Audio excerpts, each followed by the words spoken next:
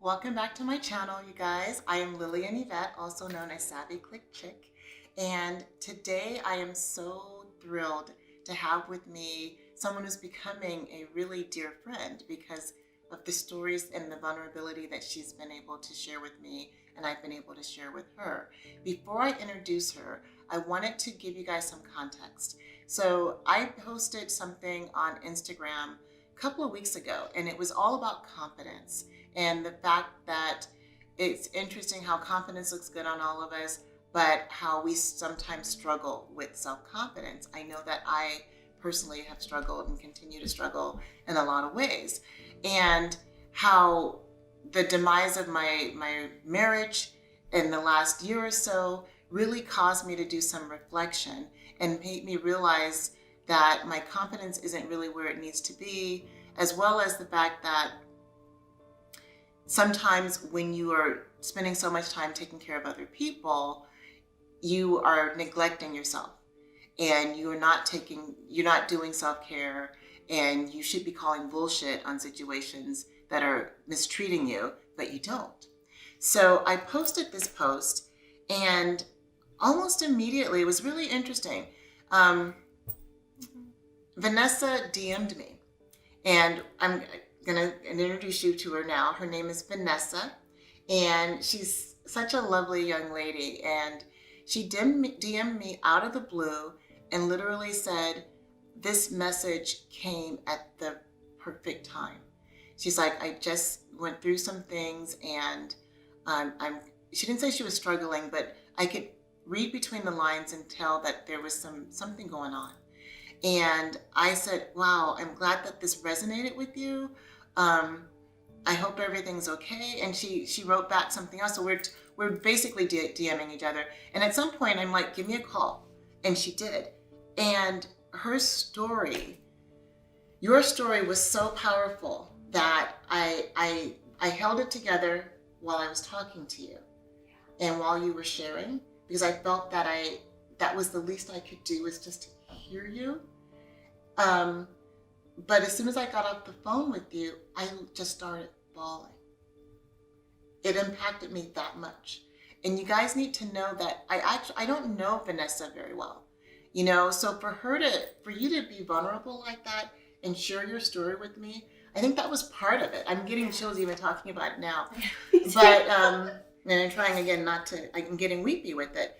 But it had such an impact on me that immediately I posted just a live video talking about how it's not okay to be mistreated. And I was pissed off for you. I literally was like, how dare this person do this? I was mad. I was really mad, but I was sad because I kept crying and crying. And the interesting thing is that we started talking about the fact that this whole concept of empathy, how we can feel empathy for someone else. And we could go through some other traumatic things in our lives, and we just kind of like shut it down. We just numb it, and we just it's the mask. Yeah, put a mask. Exactly. So I wanted to talk to you because I wanted to share your, whatever you're comfortable with in terms of sharing your story, because of course we know that there's such power in sharing. And also this whole concept of empathy, and because you had a similar situation by telling your story, someone reaching out to you. Yeah. So I'm going to just segue so that you can talk a little bit more about what made you reach out via DM and how you felt when you did that. Honestly, I was just still, the situation that I went through was still pretty fresh. Honestly, it was days after when I saw your post. And I had been staying off of social media, and your post was the first post that I saw, and I was just, reading through, and I read it, and it just instantly just like touched me. Like, it just felt like this is what I needed to read to get through my day. It's okay. It's okay, honey. It's okay.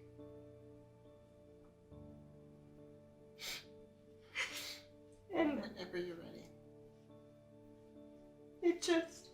It's still a really hard time, but I don't know, like your words just like it touched me and it like helped me get through just like another day, because it has been definitely a day by day battle. So it's just another, wow, I really needed to hear that to get through one of my hard days that I was going through. So I reached out just to say thank you, because I just really needed to hear it.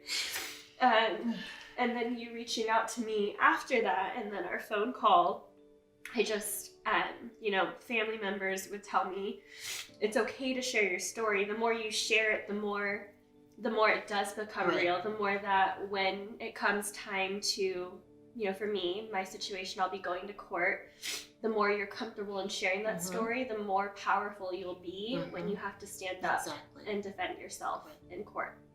So, when you asked me to call you, I called, and you did ask, if you're comfortable sharing this, I would love to hear it out. So I'm like, you know what? Yeah, I'm gonna share my story. I'm gonna tell someone. And I remember telling you, and it just almost felt like a weight lifted. Like it's been therapeutic to share, because it is something that needs to be shared. And fast forward to my situation, that I started sharing my story, and I found out that there are other women that have gone through the same exact situation with the same individual, and knowing that me speaking up has given them the courage to speak up, and some of them have been silent for 10 years. Yeah. It's just crazy to me. It's mind-blowing, this whole concept of predators. Yes. There are predators out there who literally, this is what they do. And if they've done it to you, they've most likely done it to other people, and they'll continue to do it. So one of the things you talk about is that power of sharing, and how when you do that, it gives you more power. But one of the other things you mentioned just now was that you're going to court. And I'm like, and when you called me, you had already done everything. Yeah. Because when she called me, she was leaving court with her mother. She was like, she filed a restraining order. You did everything. You were like, boom, boom, boom, boom, boom. I didn't feel like I could tell you anything that you weren't already doing. Yeah. I think what you needed at that time was just someone to hear you. Yeah. And to oddly enough validate it, that wasn't okay. Yeah. And again, the idea of it was, when I heard what happened, I literally was like, immediately I knew that wasn't okay. You don't do that to people. You don't treat people that way. And so we have to think about, when we're in situations with people, think about yourself in the context of, if my girlfriend told me, if a stranger told me this, would I think this was okay? Would I think this was acceptable? And if you won't think it's acceptable for somebody else, why do you think it's acceptable for you? And so that was what I think that's what really, really got me, was that you had the courage in those couple of days to immediately go into a mode where you're like, this is not fucking okay. Yeah. And to protect yourself. And now you're taking it a step further, and you're sharing your story so that other women can actually feel the confidence and the power behind, and just the catharsis of sharing. I've written about this, and I've said this before. A lot of people think what I do is kind of weird in my family. I know there's lots of people who do YouTube and all that, and who share their stories, and they're vulnerable. But at the same time, they don't understand that I'm not just doing this for me, I'm doing this to help other people, and that we as women, and just as a community in general, because this is not gender specific, it really is not, that we owe it to each other to help uplift and encourage other people. Can you talk a little bit about how you talked to me offset about the domino effect?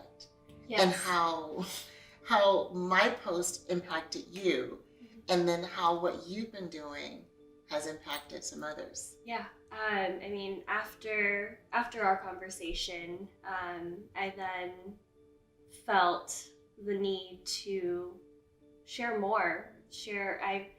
I realized that I definitely couldn't be the only one in my specific situation.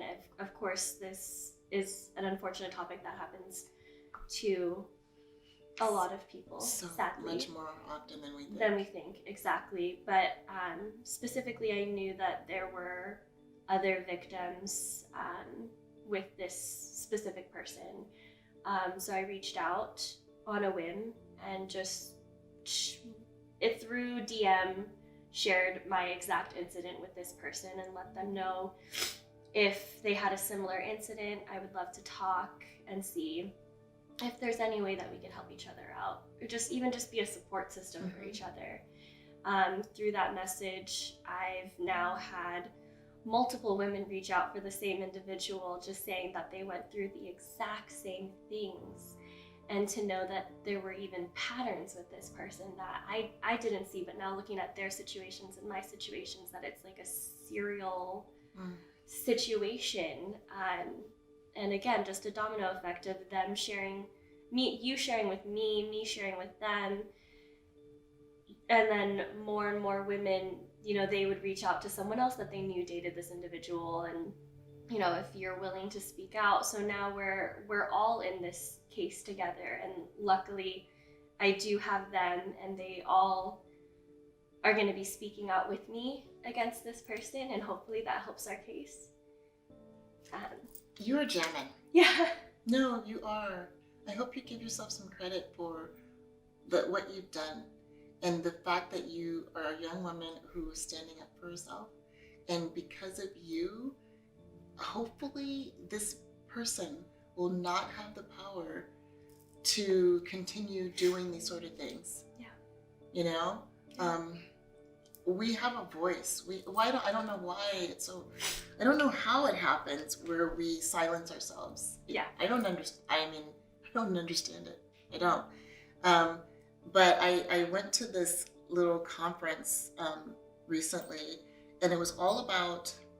I was telling you this about trauma, and so I wanted to share this with you guys because it was powerful to me too. This whole concept that. The human body keeps trauma held. It holds trauma, and we hear so much about this whole concept of fight or flight. I've heard that all in my life. People fight. There's either you're going to be in fight mode or flight mode, but we never talk about this freeze. There's another F there. It's like fight, flight, or freeze. And I think that there's so many of us, me included, and it sounds a little bit like you too, where you start living your life where you're actually in freeze mode and you don't even realize it. You've numbed, you've pushed it down, and you just kind of, and that's why the empathy factor is so important. That's why it's so important to see yourself through the lens of if this were happening to a stranger or a vulnerable little kid, how you would react, because it automatically clicks on that empathy factor where you start to see whereas generally you might just be, oh, it's okay, or just in denial about it. This actually lights the light for you. But with this whole thing, the interesting thing that I took away from this conference was that with animals, they do the same thing. It's all instinctual. We've all been tuned to do this. If you see an antelope in the forest in the jungle with the lion, that antelope is kicking ass. It's hauling out ass to get away. And if he's lucky enough to get away from that lion, the interesting thing is he will go back to eating grass or whatever antelope eat and drinking water with his little antelope buddies, not even thinking about that lion anymore. Instantly, it's gone. It's gone. Whereas with us, we hold on to it. We hold on to it, and it's in our bodies now. That reaction, and it's not just in our bodies, but it's in our minds. So that we kind of repeat it. It's a recording that we keep playing and hitting repeat on. And until we start to work through that trauma, because it's serious trauma, that then we're gonna constantly be in this state of this weird space, which is gonna be awful. And so I think it's important that when we're sharing our stories, we are taking that power back, and we are getting out of that fight, flight, or freeze or frozen mode, so that we deserve to live fully happy, joyful lives with people who love and appreciate you. You know, not people who are assholes. Yeah. You know? Exactly. I agree 100%. And the whole, again, just the empathy of it. I guess I started to numb down after my situation and I also had moments where I was questioning myself, like, did I do the right thing? Should I just stayed quiet like the other women did and just moved on with my life? But then once I had woman after woman after woman, and even a young teen girl reach out to me about their stories and tell me their stories and feel comfortable in sharing those stories with me, because none of them knew me. None of us know each other at all. But for them to share their stories with me just put this fire in me to like, I do need to speak up, because they've unfortunately had to be quiet for so many years. And if I don't speak up now, it's gonna happen to more women. Right. And no, I'm not gonna freeze. I am gonna fight. I'm not gonna flight, but I'm gonna fight. Good for you. Good for you. I'm fighting too. I'm fighting, and it's like, and it feels good. Yeah. It feels good. You know, it feels good. It's empowering, and I'm just like, why wasn't I fighting before? I don't even care. I guess I could dig deeper with my therapist, but what's important to me is what you're doing is fighting now. Yeah. Is there anything else we want to share? I don't know. I just again want to say thank you for that day, definitely, because I do think it was like a time where I needed it. I'm really happy that I'm happy I was there for you. You're such a beautiful young lady, and you're so talented. Seriously, no one deserves what you went through. No one. And I'm so proud of what you're doing. I am. I'm so proud of you. So, okay, before I start crying too. That's it, you guys. I hope that someone needed to hear this, and hope the timing of it was helpful and valuable. And if you are in a situation, find whoever you can to help you get out of it. If you don't feel empowered enough to do it for yourself, think about what you could change in terms of the value you could be providing to someone else by just you getting out of the situation. If you have the courage to get out, you don't even have to speak up until you're ready. But remember, you deserve better. Remember, you have a voice. Remember, you have the fucking power. Sorry, excuse my language, but you do. So with that, I think we're out. Yeah. Okay, sweetie. Thank you, sweetie. Of course. So I hope that you found this helpful, and I'd love to share more of my story, and if I'm lucky, the stories of others that might be helpful to you. Subscribe to my channel. Follow me on Instagram at SavvyClickChick. You can follow Vanesa. She's at Vanesa Monique with a _. Okay. And until next time.